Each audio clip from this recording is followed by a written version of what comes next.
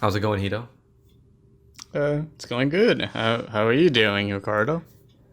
I mean, I'm not gonna lie, this episode I am very tired. So am I. We are both exhausted. I mean, I went swimming today, and then I went to the Lord's Park, and I'm not gonna lie, it takes a lot of effort to go into the city and just like hang around and kind of like walk around. You know what I mean?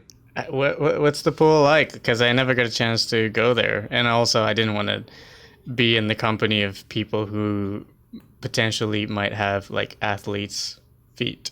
I mean, it's Saturday night, so it's really empty. But overall, I think it's pretty chill. Like, you get a couple of your friends, you go there, you play volleyball, and you swim around. The pool's heated and it's full of chlorine, so like all the germs are dead. Oh, okay. Nobody pees. I wouldn't know. I honestly wouldn't know. Is there a tracker for that? Because I'll be like, hey, don't do that. I mean, there was a joke in like an Adam Sandler movie where Grown somebody. up. Yeah, Those that grown one. ups. Yeah, somebody pees in the pool and the, blue smoky thing just Yeah, that does not happen. That is false. okay. That would mean that your pee is so acidic that chlorine mixes with it, and that's what causes it to like turn blue. Ew. Yeah, but no one's pee is like that acidic. You have to Gotcha. drink like paint thinner for that to happen. Ugh. Someone was selling a can of White Claws for $9. Why? Cause in San Francisco, they're like a hip new trend among the young, rich young people. Mm-hmm. So like they've been buying it all out of markets. Like at the school, like you can't find them anywhere. Wow. So then people are dumb enough to spend like $9 on like, you know, White Claws. That's stupid. It honestly is. Enough about trends. You know what? You know what trend that people should get on that right now? What? Interviews. I feel like interview shows are very. I think interviewing is a very specific breed of media. You know what I mean? Sure. Kind of like talk shows. Like I don't count Jimmy Kimmel because I hate him, but like Eric What? Andre. You I don't don't like like Jimmy Jimmy Kimmel. Kimmel? I What? don't like. I don't like his Why? personality because Conan is superior, but they can't beat the best host of all, Zach Galifianakis, in the hit interview show Between Two Ferns. The hit, quote unquote hit interview show. I mean, that show's been around for a long time. Like since like almost like what the early 2010s. Yeah, I think so. I remember like Obama being on there and That's still shocking yeah. because I think he had Brad Pitt. There was some stuff that was like hilarious where he would just be like, "Brad Pitt is like, can I please get your like semen? It must be gold. I want it for my wife." He's like, "I'm not gonna do that." He's like, "Please, please, I just want beautiful kids." And it's like, oh, dude, it's Yeah. like so. Oh, Justin Bieber. I remember the Justin Bieber one. It's funny though because the show became a movie. How did this happen? This came out of nowhere. Yeah. So Between Two Phones, the movie is currently streaming on Netflix. Mm-hmm. It's like an, what, 80, 82, 85 minute long movie? It's not that long. It's on. Yeah, it's like it's pretty short and quick, and a lot of it is guess who you would think. How did they get on the show? Like how did they get that person? If you know Between the Two Ferns, you know exactly what you get. It's exactly that. You see him, Zach Galifianakis, interviewing a bunch of celebrities, mostly actors. Chance the Rapper shows up. That was kind of interesting. Yeah, that was pretty. That was pretty big. It was just like, how is your brother Opportunist the rapper? And I was like, oh my god. And I was like, dude, like he's such a master at asking the question that's unnecessary. Yeah. I think it's a really good movie with its jokes, honestly. Like, I mean, if push aside the plot, and it's shot like a decent comedy movie. Like, it's like the one of those Christian movies where it's like, oh, it's inspirational. It's like, you know what I mean? Yeah, I mean, it's one of those movies that you watch it when you have not much to do. It's like, Because like, I, like if yeah, you if you have a bad day at work or at school, just watch this movie and you will laugh your ass off for like 80 minutes. That's it. there's a lot of celebrities in it that I did not expect to be in it. Yeah. Let's not spoil. let's not spoil. I would recommend it. Like if you ever been to the show, like you've seen like 1 or 2 episodes, or like you like just in general celebrities, like a lot of them, you probably know a lot of celebrities in the film. Mm-hmm. Yeah. So like check it out. It's pretty simple. It's a quick watch, so it's not too bad. Yeah. It's funny. I know I said this off air, but I thought this was more entertaining than Ad Astra. And I don't know why he went with that absurd statement. I'm not saying this was better than Ad Astra. I'm just saying it was more entertaining than Ad Astra. I don't know what's up with this man. He says I honestly don't know. I don't know. I laughed consistently. I had a good time. But it's not as good as Ad Astra as a movie. It's more entertaining. Sometimes I need that. I need like a brainless, mindless entertainment. And Ad Astra is definitely not that, which is last week's episode, and you should check out. But Between Two Ferns, we both enjoyed it, and we both recommend it. Yep. If you liked the original show, you should definitely watch it. If you think that show is annoying and gets on your nerves, don't. Just skip. Here's another movie that isn't on Netflix, but I feel like it should be promoted more. I saw a little movie called Hustlers. It stars an actress, a little bit unknown, but her name's Constance Wu. She plays as the main character, Asian-led film, so I'm already down for this.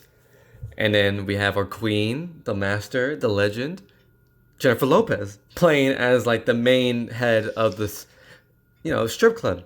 This is a movie about. It's somewhat like a biopic.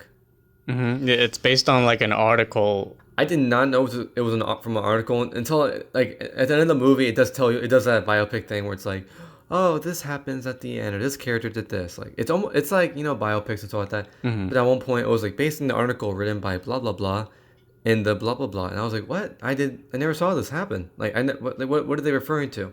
So what do these strippers do? What's their crime? Well, basically what these like strippers / entertainers would do was they would meet up with these rich guys. Usually they targeted rich guys like on Wall Street. Mm-hmm. And they would put ketamine and I think like some other substance in their drinks, and then they would max out their credit cards in the club they worked in. So then the money goes back to the club and everybody splits the money. Mm-hmm. And then when guys would be too scared to report this to the police, like, oh, I got drunk at the club and I spent $5,000, then you already know their masculinity is going to be like, oh, I'm not going to tell anybody about it because it's embarrassing. Mm. So most of it's not really a biopic, but it's more of a crime film. Like it felt like a Scorsese film. If it was directed by a woman, and it definitely has its own style and like taste to it. You know what I mean? And like Constance Wu, she's the one who leads the movie. Yeah, it's diversity. Let's go. Yeah. And she's kind of like the DiCaprio of like Wolf of Wall Street. Like she doesn't know anything. And J-Lo comes out and she's like, I'm gonna teach you a thing or two about stripping. And then there's just like these brilliant. It's not really flashy, but it's these scenes where J-Lo and Constance like learn. She teaches Constance how to like strip like a professional, and she does strip like a professional. Like even before the movie came out, I watched this like behind the scenes video of J-Lo. Like she was learning how to pole dance. Like she built a pole everywhere she went, like in her apartment. She said she had one in LA, London, and somewhere, I think Mexico. And she said she would just practice all the time. Even in her plane, she installed one where she would practice. And she would have these bruises on her abs and her legs because the muscles require so much strength that her muscles would get bruised all the time on the outside. Oof. Like there's this one move where like she spins on the pole, but she only uses her legs. She doesn't use her hands or her abs, only her legs. And it's in the movie, and it's like, oh my god, this woman is like a goddess for spinning and taking these rich white guys' monies. Like, you know what I mean? Yeah. It's not a problem, but it's a critique that like I feel like the movie follows like a traditional story. Like, it's like, oh, Rag's the richest story. Here's where I started. The mentor teaches me stuff. I become better, and then the plot usually follows the same route as like any other crime movie. It's a good movie to watch, honestly, because there was a goal and there's a point to it. I think honestly, Hustlers, like the way its story is told, kind of, I keep thinking about a Scorsese film because it literally feels like the tone of a Scorsese film because it does involve like FBI, criminals, mafia, start as a newbie, and you have like that one wise master bring you up, Jennifer Lopez, and then you get rich. The soundtrack in the film too, like and the soundtrack, good choice for a lot of songs. It makes you feel like you're in the 2000s again. In a good way or a bad way? I mean, some of the songs I heard, and I was like, "Oh God, I'm in middle school again." And then there's a lot of weird cameos in this movie. Like, they're not weird, but they're like they came out of nowhere for me. Like, there's Cardi B, who coincidentally she used to be a stripper, and she's also from the Bronx, I think, where this film takes place. So in the movie, she comes out with her acrylic nails, and she's like, "All right, bitches," and then she's just like talking all rude and antagonizing when that's really her in real life. And then Usher's in the movie for one scene that is very flexing, and then he walks out. It was like this slow motion shot of Usher walking in. He's wearing like a jacket, and then J-Lo's like, "Hey, what's your name?" And Usher's like, "Oh, you don't know who I am?" And then he's just kind of like flustered by J-Lo, and I'm like, "Damn, she's got moves." And then he just throws like a bunch of hundreds at J-Lo, and it's such a weird cameo, but it works so well for the tone of the film. Like, it's a bit comedic, because there are like a lot of heartwarming moments, but then there are also like a lot of those serious moments where like it like violence happens against women because of shitty men, and it makes sure to let you know that there's a difference between men who deserve to be punished and men who don't deserve to be punished. And that's it does grapple that idea later on in the movie, but I think it's a good film to think about when it comes to crime, and because it's a bit economical and satirizing too. Because it does talk about politics and economics in the early 2000s and late 2000s because of the structure of the film. Because it's not like 1 year. It takes place over like 10 years. It's a heavy movie that shouldn't be taken too lightly. It's definitely heavy. It has its, comedic moments. And I definitely recommend it for anybody curious who likes J-Lo and who just likes a good movie about women trying to, hustle men, I do have another movie that I would recommend to people if they have access to it. Really? Yeah, I saw this movie recently. It's called Police Story, directed by Jackie Chan. Okay. They put it on Criterion Channel recently, and I saw like they released Police Story on Criterion a few months ago, and I was like, oh, I should really check out that movie at one point. So I was looking to Criterion, and I was like, Jackie Chan, Police Story, and I was like, okay, I'm down for this. And this movie is legit insane. I think it's one of the most fun action movies I've ever seen. Because there's some crazy scenes where like there's like a bus driving like 50 miles per hour, and then Jackie Chan's like hanging on by an umbrella through the window.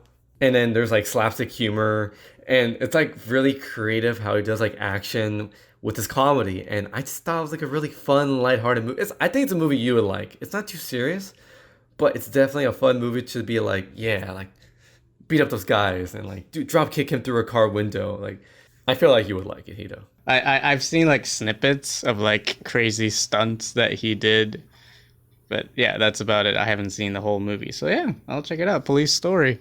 It's on Criterion, you said?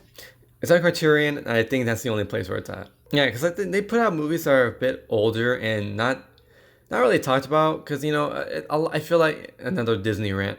I'm legit scared of like theaters just having the same movies like remakes and stuff like that. Yeah. And then like I was reading like about 90s movies, like where the 90s era was the most innovative in like recent years in regards to films. And I was like, when is that next wave gonna happen? Like, I feel like we're in the age of like remakes and like IPs. Yeah, we're gonna see the drastic change once somebody remakes A Princess Bride. Oh my god! And then people are gonna be like, "We need to stop this." Yeah. So since you plugged in a little like quick review of a movie that I didn't know we were gonna discuss, can I plug in one thing as well? Do it. It's kind of a short episode. It's kind of a short episode today, so might as well. Yeah, 2 weeks in a row we recorded a we don't know at this point. We're just gonna let our top production editor decide how short they're gonna edit down. But anyways, yeah, I recently finished the first season of Ozark on Netflix. Oh, you dog.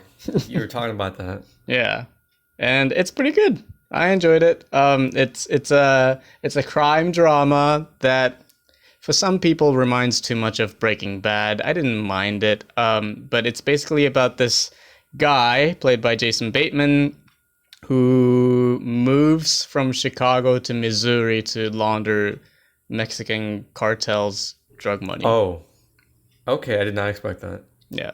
That's the main plot. So you can see like it doesn't involve drugs, but it does involve like regular people laundering money for a Mexican cartel. Hey, Breaking Bad. But I thought this was really fun. It's like I shouldn't keep referring it to like a Breaking Bad ripoff, but it is like Breaking Bad but without the humor.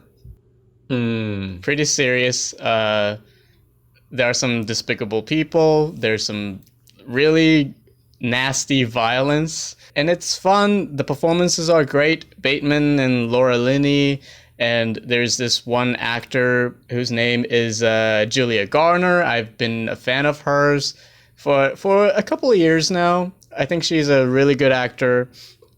She was in this little indie movie called Grandma with Lily Tomlin, and I haven't seen season 2, so I'm gonna start watching them. But yeah, Ozark is fun. I think next episode with Joker, I feel like that one's gonna be a good episode. Yeah, it's gonna be a long one. It's gonna be a long one because we gotta talk about like history, the history of Joker, what the Joker represents, realistically, fictionally. It's gonna be an interesting episode. Yeah, and I think I'm gonna talk about finally John Wick 3 because oh my god, barely. Yeah, finally it's coming out in Japan. I'm so happy. But I think that wraps up things for today's episode. I think so. Oh, before we go, I just want to quickly ask you, have you started watching the OA? No, I've been low-key busy with school. Are you gonna keep I'm writing papers. Are you gonna keep your promise? You said end of October, so I still have time. We only have a month to go. That's a month is a long time. You better keep your promise. I will keep my promise. All right then. All right. Thank you, Hito, for being a terrific host, though. And thank you, Ricardo, for being as fabulous as always. And thank you to our lovely listeners. We very much appreciate it. Go and subscribe us at Apple Podcasts and review us. Please leave us a 5-star review. I know this sounds like a really selling out thing to do, but that it really helps us out, reaching more people. So please do that and follow us on other podcast suppliers. We just branched out to a few more podcast networks, platforms, including TuneIn, Radio Public, Player FM, and one more. Spotify, definitely. SoundCloud, don't go there because we don't upload episodes anymore. Yes. Yeah, because, monetary reason. But yeah, that's all the housekeeping. We're growing as a company, and then maybe we'll make t-shirts. And we will be sponsored by Netflix. Pepsi. Oh. The Pepsi halftime show. And it's just us in the middle of the field like, so welcome to Minority Opinions Podcast. And people are just like, ah. And then like there's like fire behind us and we're like, so this week we're talking about I don't even know what comes out in February. I think we'll still be talking about Joker. And we're pretty sure we're gonna offend half of the people who are like pro-gun stupid, and the other half who are like sane people. Reddit nerd culture. Yeah. But catch us that new episode next time. Thank you for joining us on Minority's Opinion Podcast. Thank you, Hito. Thank you, Ricardo. And all of you have a good week. Bye.